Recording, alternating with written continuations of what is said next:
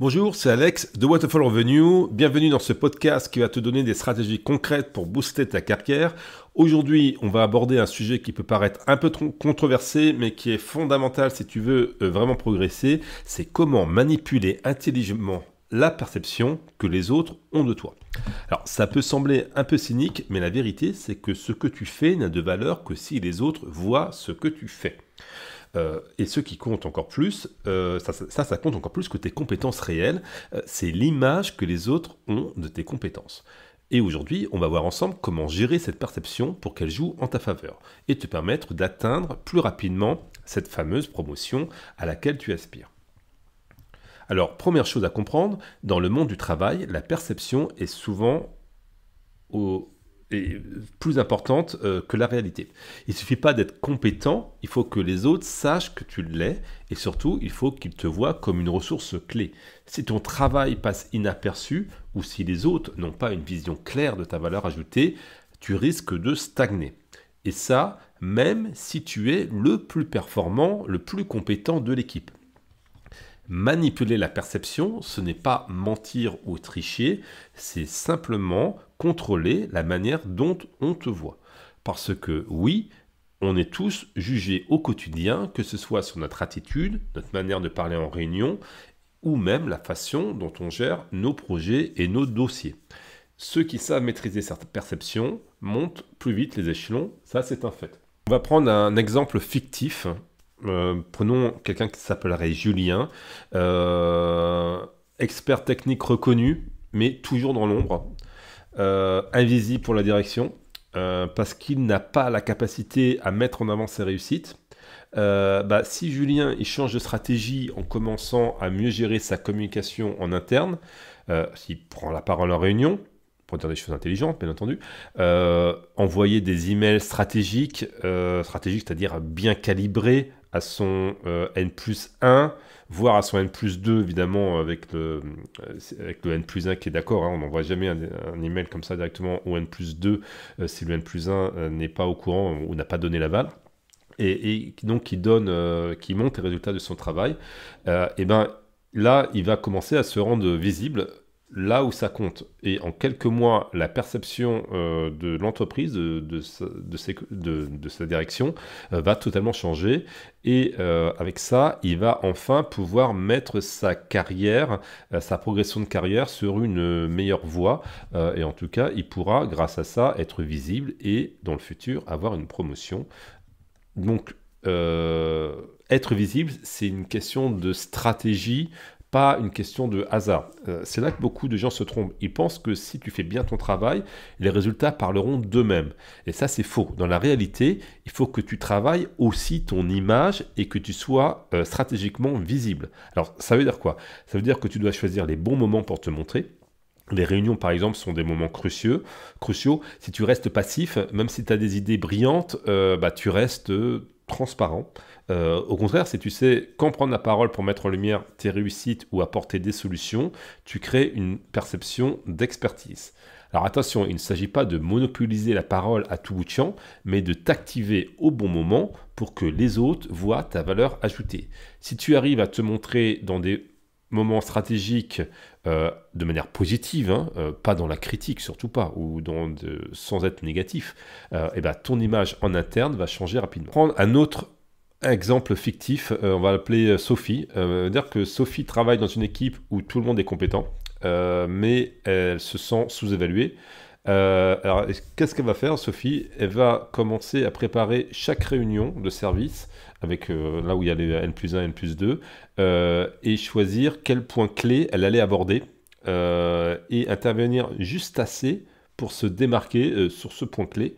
Et comme ça, de manière toutes les semaines, à chaque réunion de service, elle est passée de l'ombre à une figure centrale de son département, simplement parce qu'elle va savoir manipuler intelligemment la perception de ses collègues et de ses supérieurs.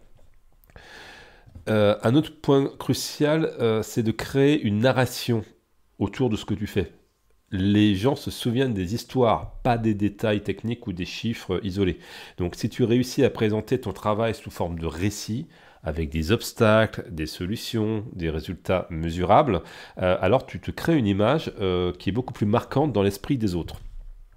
Quand tu présentes tes actions, ne te contente pas de balancer des faits, dis-leur comment tu as surmonté les difficultés, les choix stratégiques que tu as faits, les obstacles que tu as eus, les bénéfices que ça a apporté à l'entreprise.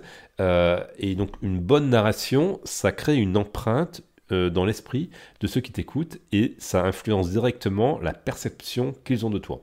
Parler d'un collègue à moi, il y a quelques années, une dizaine d'années, mais ça commence à dater, qui avait géré un projet complexe et au moment de la restitution, au lieu de se contenter de présenter des slides assez froids avec des chiffres, etc., il a raconté une histoire autour du projet.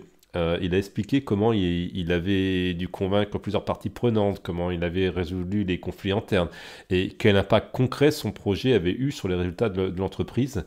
Donc il s'était affranchi de sa présentation PowerPoint froide pour vraiment raconter une histoire qui se terminait évidemment sur des chiffres, sur des chiffres qui sont bons pour l'entreprise. Mais en racontant cette histoire, il a vraiment marqué les esprits et non seulement son projet a été perçu comme un succès majeur, mais du coup il a été vu comme un leader naturel capable de prendre des initiatives décisives et surtout de mener à bien des projets, des équipes dans des environnements compliqués. Alors, pour manipuler intelligemment la perception, il faut aussi quand même faire attention à la cohérence de ton image. Il ne s'agit pas de jouer un rôle artificiel, hein. Il faut soigner ton image de manière à ce que tu communiques colle avec l'image que tu veux donner. Donc si tu veux être perçu comme un leader, adopte un comportement qui renforce cette perception. Parle avec assurance, prends des initiatives visibles, montre que tu maîtrises tes sujets. En revanche, si tu veux être vu comme un expert, mets en avant tes compétences techniques au bon moment, dans les bonnes discussions. Et selon l'environnement professionnel dans lequel tu es, il faudra peut-être plutôt parfois être vu comme un leader ou comme un expert. C'est à toi de juger, mais en tout cas, un expert sans leadership, ça va être compliqué quand même d'avoir, de pouvoir avoir des promotions. Donc, en tout cas, la clé, c'est la constance. Si tu alternes entre plusieurs comportements contradictoires, tu risques de brouiller l'image que tu veux donner. Donc, il faut que tu gardes une ligne de conduite claire, stratégique, et les gens finiront par te percevoir exactement comme tu le souhaites. Donc, si tu penses que tu as un déficit de crédibilité sur ton expertise technique, il faut que tu travailles ce sujet. En revanche, si tu penses que tu as un déficit concernant ton leadership, c'est là-dessus sur lequel tu dois accentuer ta communication. Et si tu as un déficit sur les deux à la fois, là, c'est quand même un petit peu compliqué pour avoir une promotion, je ne te cache pas. Il va falloir que tu traites les deux sujets l'un après les autres. Et je dirais peut-être commencer par l'expertise. Ça te mettra des bases plus solides et ensuite tu travailleras sur l'image de ton leadership. Donc, pour conclure, si tu veux vraiment booster ta carrière, ne laisse pas la perception que les autres ont de toi au hasard. Il faut que tu prennes ça en main, que tu sois stratégique dans la manière dont tu montres tout ça. Choisis les bons moments pour briller, crée une narration autour de tes actions, le tout avec cohérence et constance. Il va falloir faire ça pendant des mois et des mois pour que ça puisse aboutir à des résultats. Et en maîtrisant ces éléments, tu passeras du statut d'employé lambda à celui de personnes clés dans les décisions de ton entreprise. Donc si tu veux encore plus de stratégies pour manipuler intelligemment la perception qu'ont les autres de toi et accélérer ta progression de carrière, je t'invite à découvrir la formation Carrière Booster de Waterfall Revenue. C'est une formation qui est en ligne, qui est incluse dans le pack de formation Waterfall Revenue. Toutes les informations sont en description de ce podcast, ou tu peux aussi visiter notre site internet waterfallrevenue.com. Merci d'avoir écouté cet épisode. C'était Alex de Waterfall Revenue et on se retrouve très bientôt pour le prochain épisode. Allez, ciao, salut.